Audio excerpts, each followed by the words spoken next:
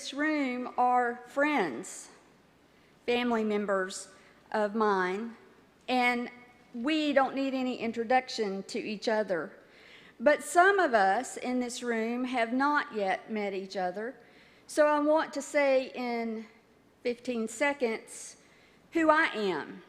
I am the author of Safe Sanctuaries, and that's a 5-series set of books now. It started out with one in 1996, and it's still growing. There's good news in that, and there's bad news in that. There's good news in that we're still working on these issues. There's bad news in that we haven't solved these problems. We can't archive these resources. We can't relegate them to the history section of our libraries. That's the bad news. I am an attorney, which brings me to part of what I'm fluent in. People who know me only in the church think I'm fluent in church. People who know me as a lawyer think I'm fluent in the language of law. But how I look at it is that I'm fluent in 2 different dialects of the language of love. For you see, the language of church and the language of law are meant to help us articulate the language of love in all our settings. Well, who are you? I haven't met a few of you. I've met almost all of you personally, and I've met you before we came here. I have, over the last 15 years, led safe sanctuary building events in 42 states. And I'm not sure how many annual conferences that includes, because those boundaries have changed recently. But in the chance to travel to 42, maybe 43 states by now, to do safe sanctuary building events, I've met many of you and your brothers and sisters. And so I know that among us today are victims of child abuse in churches and victims of clergy sexual misconduct in ministry settings. I know among us today there are survivors of abuse, child abuse, clergy sexual misconduct. I know that among us today there are thrivers, those who have transformed their lives. And among us today are those who have ministered to victims, helped them on the way to thriving. And I believe that among us today, there may be some conquerors, those who have really healed and are now able to be in ministry with strength and power of experience. And there's some bad news.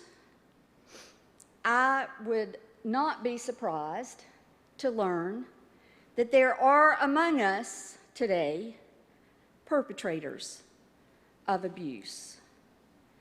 It would surprise me more to learn that there were no perpetrators among us. That's bad news.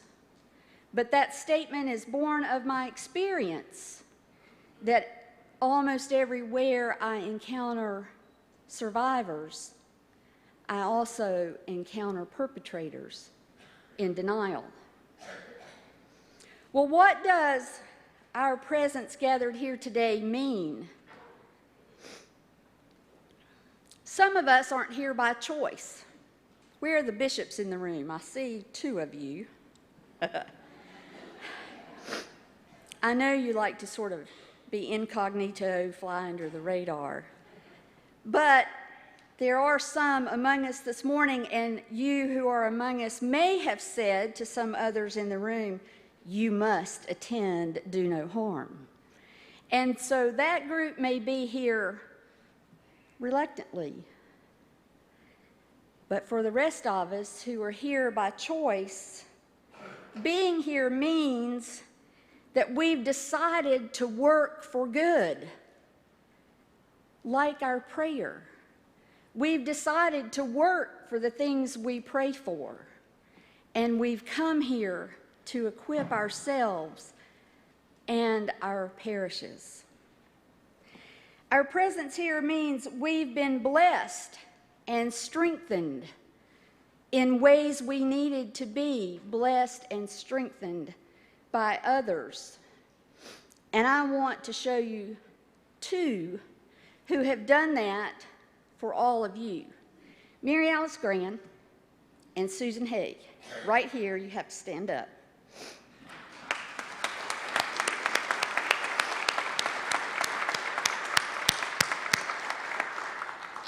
These two recently retired from the Board of Discipleship,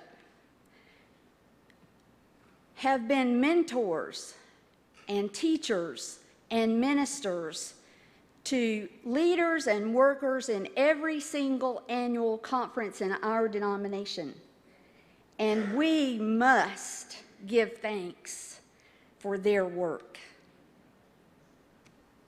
If you're here today by choice, it means you're beginning to claim the power of a small group to make a change for good.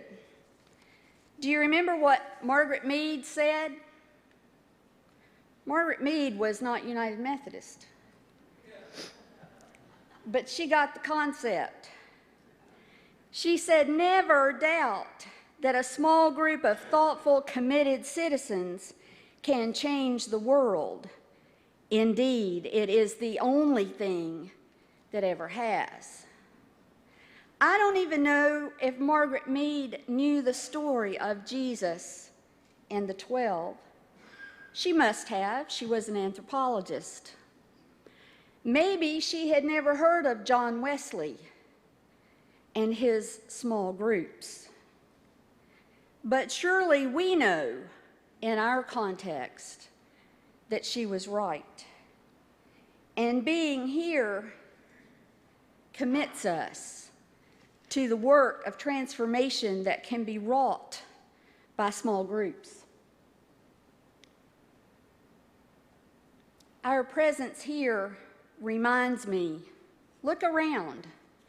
We're a smaller group today than we were 2 days ago. Some of us have gone other places than this worship and this plenary. But we are a small group if we look at our number in comparison to the size of our faith community. If we number our community in the millions and we look around and see 300 people, that qualifies, don't you think, as a small group? Well, here's a link I want you to have. NewYorkTimes.com, the December 21st, 2010 edition. There's an op-ed column. This is what it looks like if you print it out, by David Brooks. And it's titled, The Arduous Community. It tells a story of a Jewish adult education teacher by the name of Erica Brown. And I won't go into all the details. I want you to go and read it. Here's what Brown says about the work she does. She says, Jewish learning isn't about achieving tranquility. It's about the struggle. I try to make people uncomfortable. She tries to make people think through their lives and their work and how that reflects their faith. I've been told from time to time that I make people uncomfortable. I'm not a Jewish adult education teacher. I'm a deacon in full connection in the North Georgia Annual Conference, but I do know I make people uncomfortable from time to time. I've come to be able to live with that. The first time I knew I made somebody uncomfortable was when a preacher stood up on the back row of the sanctuary in the first mandatory sexual ethics training class in our annual conference and shouted at me, "I don't have to listen to another," you fill in 2 blanks there, "I don't have to listen to another blank blank word you say. You are nothing but a radical feminist agent of the devil from that hellhole Candler."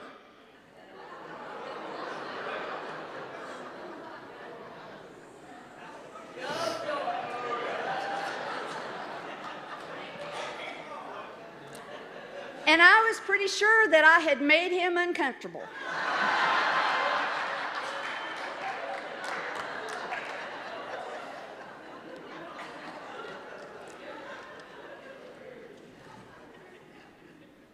And when I could get my voice back, because that is one of the few times I've ever been rendered speechless, I said to him, "I didn't go to Candler."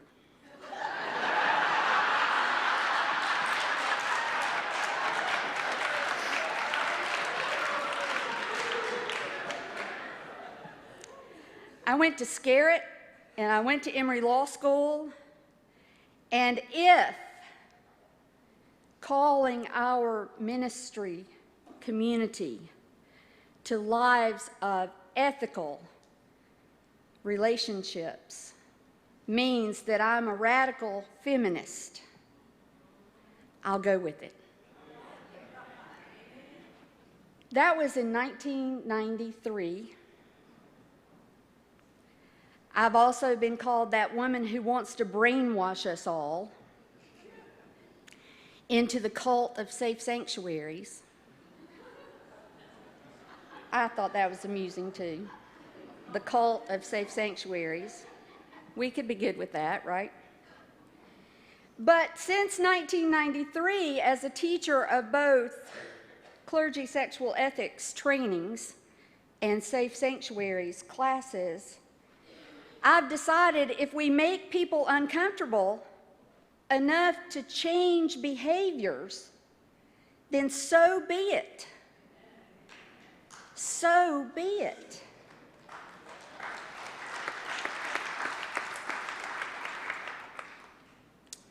In 1993, I was asked to make the first presentation I was ever asked to make to the cabinet of an annual conference.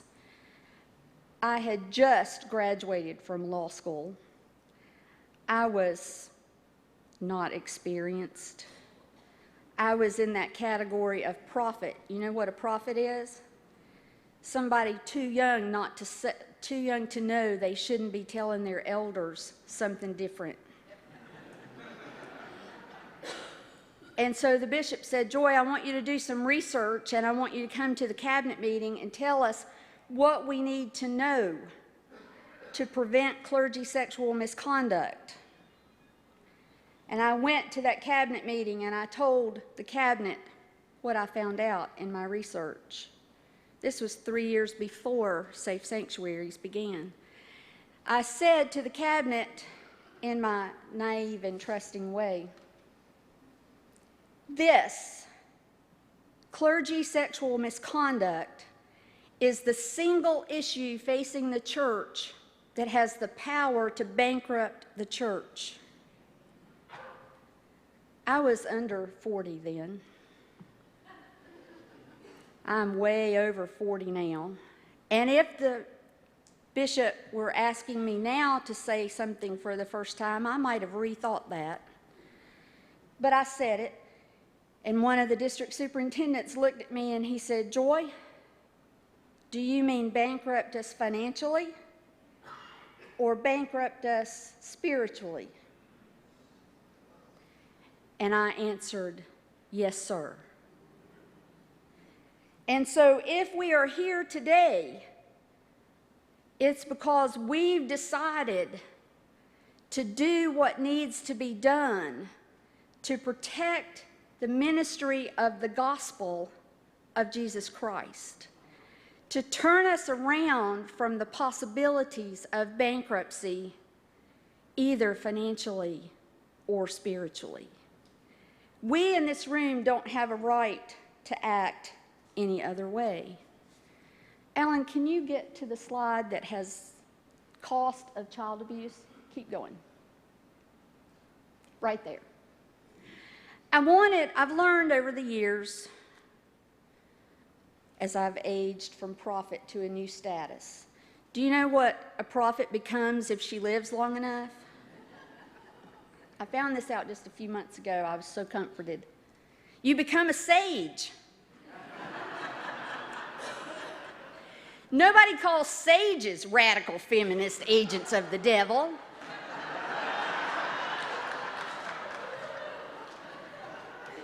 Instead, they say, well, you've been here so long, we'll have to be polite. And so over the years, I've learned that some people learn by listening, some people learn by doing math. And so I brought you some numbers. Prevent Child Abuse America does a study annually of the cost of child abuse to our society. Look at that. These are 2007 dollars. The 2008 numbers will be released soon. Direct cost, $6 billion. Count the commas. $6 billion for hospitalization. $33 billion for law enforcement. Go to the next one. Special education. Look at that lost productivity to society. When victims are damaged, are injured, are hurt, are traumatized, and cannot work, it falls into this category, lost productivity. Well, what does that mean for the faith community? A lost witness. Go to the next one, please. Totals. Direct cost, indirect cost, combined total. $103 billion cost in the United States for the consequences of child abuse in 1 year. Now, how do you put that in context for your folks back home? Well, maybe it's on the next slide, Alan. Keep going. Keep going. There you go. The Defense Department of the United States made a budget appropriation request to finance the war in Iraq and Afghanistan for 2011 of $159 billion. And I believe when the 2008 and 2009 totals from Prevent Child Abuse America are released, it will very nearly match $159 billion. Now, Bishop Whitfield, I hate to put you on the spot, but would you tell me, please, what the annual budget of the Northwest Texas Conference is approximately? $6 million. All of you have similar budgets, somewhere in the neighborhood of $5 to $10 to $15 million. Think what we would do in ministry if we had this resource, if we could protect it, if we didn't have to use it for harm that's been done. Some of us in this room have suffered through settlements and verdicts that have been costly. Not $1,000 or even $5,000. $20 million, $5 million, $3 million. We don't keep records of all this on a regular basis. The Roman Catholic Church in America has announced that they've paid close to $2 billion for child abuse damages since 1960. And the criminal cases, they're growing too. There is a former United Methodist pastor serving a 15-year sentence in a federal prison right now because the FBI caught him with hundreds and hundreds and hundreds of images of child porn on his desktop computer in the church office. And in the one interview he was allowed to give from prison, he told the reporter, "I was the pastor of a Safe Sanctuaries church. And if my church had just paid more attention to that, I would have been caught sooner before I became addicted, and maybe I wouldn't be here." Do you see the good news in that? His church is a safe sanctuary church. And the bad news is, he did it anyway. Well, I'm supposed to give you the state of safe sanctuaries in the church. Where have we made progress? Right here's one place we've made progress. Shalon, where are you? She was here earlier. There you go. She gave me this gift yesterday. It's a highlighter and a pen to highlight that Windsor Village UMC, right here in this conference, is a safe sanctuary church. And it says right there, Windsor Village UMC, safe sanctuary. I've heard from others during this week that you've put up signs along with your marquee on the street. You've got signs on the sidewalk saying, all are welcome, it's a safe sanctuary church. And that's progress. There's been two new volumes of Safe Sanctuary released in the last 2 years. Safe Sanctuaries with the white cover includes information for protecting our vulnerable adults. Safe Sanctuaries with the red cover is Safe Sanctuaries for ministers, to show us the way to develop our interpersonal relationships appropriately and not lead us down the primrose path, as my daddy would say.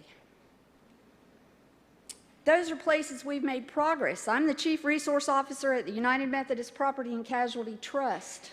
That's a sign of progress. Not that I'm the Chief Resource Officer, but that we have a company that will provide sufficient liability insurance for child abuse and clergy sexual misconduct claims. That's progress. Right here on the front row, I have my friends, Nancy Roberts and Chad Stair from Track 1 Technology. They represent progress, a huge leap in progress, because they have partnered with us, United Methodist, to provide affordable, comprehensive background screening products for conferences and local churches and extension ministries, and also to provide online Safe Sanctuaries basic training for local churches, and records management so that your people don't have to have 10 or 12 more locked filing cabinets to protect the confidentiality of records. When I stood before this group at the last Do No Harm conference, I couldn't say that. I didn't have these options to offer you. This is progress, not just in the prevention of abuse or our response to it, but it shows us that we're making progress in stewardship and in evangelism.